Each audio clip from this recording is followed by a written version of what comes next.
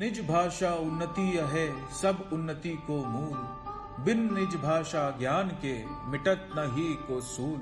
आज की कड़ी में हम श्रद्धांजलि दे रहे हैं स्वाधीनता सेनानी तथा हिंदी साहित्य और हिंदी रंगमंच के जनक भारतेंदु हरिश्चंद्र को। उनका निधन 6 जनवरी 1885 को हुआ था। भारतेंदु की उम्र मात्र 7 वर्ष की थी जब स्वतंत्रता के लिए प्रथम संग्राम लड़ा गया। बालक हरिश्चंद्र के मन पर इस संग्राम का गहरा प्रभाव पड़ा। भारतेंदु हिंदी पुनर्जागरण के अग्रदूत थे। हिंदी देशी राष्ट्रवाद का श्रेय भारतेंदु को ही दिया जाता है। उन्होंने ऐसा जन आंदोलन चलाया जिसकी परिणति लोकप्रिय नारे हिंदी, हिंदू, हिंदुस्तान के रूप में हुई। उन्नति पूरी है तभी जब घर उन्नति होए। उनकी पत्रिकाओं में ब्रिटिश सरकार की दमनकारी नीतियों की कड़ी आलोचना की जाती थी। हरिश्चंद्र ने लोगों की दुर्दशा, देश की गरीबी, पराधीनता, अमानवीय शोषण, मध्यम वर्ग के असंतोष और देश की प्रगति के लिए ललक का प्रतिनिधित्व किया। उनके अंधेर नगरी नाटक का मूल सार अंधेर नगरी चौपट राजा, टके सेर भाजी, टके सेर खाजा है, जो अतार्किक और निरंकुश ब्रिटिश सरकार पर व्यंग है।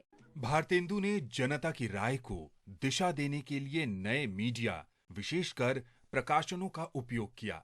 उन्होंने देश में पहला हिंदी आंदोलन आरंभ किया। खड़ी बोली में लिखे उनके नाटक, कविताएं, गद्य और पत्रिकाएं उत्तर भारत में व्यापक रूप से वितरित किए जाते थे। खड़ी बोली को पहले आंतरिक बोली माना जाता था, लेकिन भारतेंदु की पत्रिकाओं के माध्यम से वो देश भर में शिक्षित जनता तक पहुंची।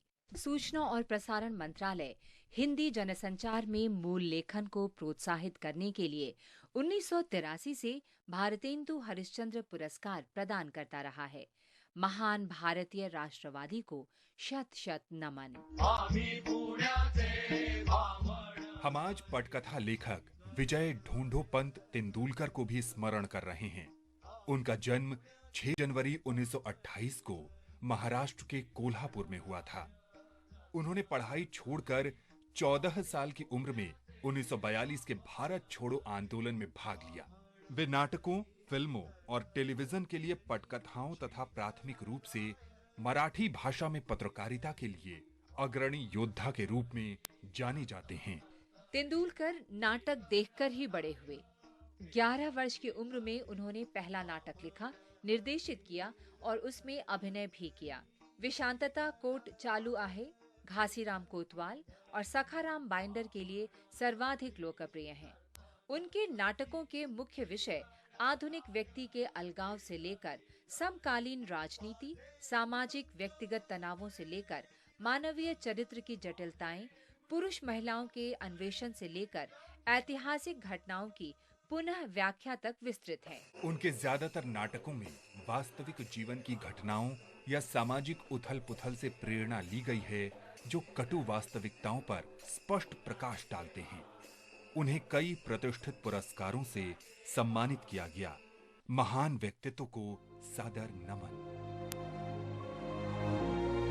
आज हम वर्तमान हरियाणा में गुरुग्राम जिले के बड़का निवासी 3 वीरों को भी श्रद्धांजलि अर्पित कर रहे हैं। ये हैं चंडू मेव के पुत्र खुशीराम, मुबारक मेव के पुत्र आमिर और मलखान मेव के पुत्र रणबाज मेव।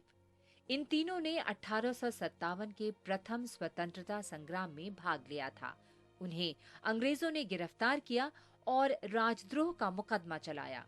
तीनों को मौत की सजा सुनाई गई और वे 6 जनवरी 1858 को शहीद हो गए। मां भारती के महान सपूतों को शत शत नमन।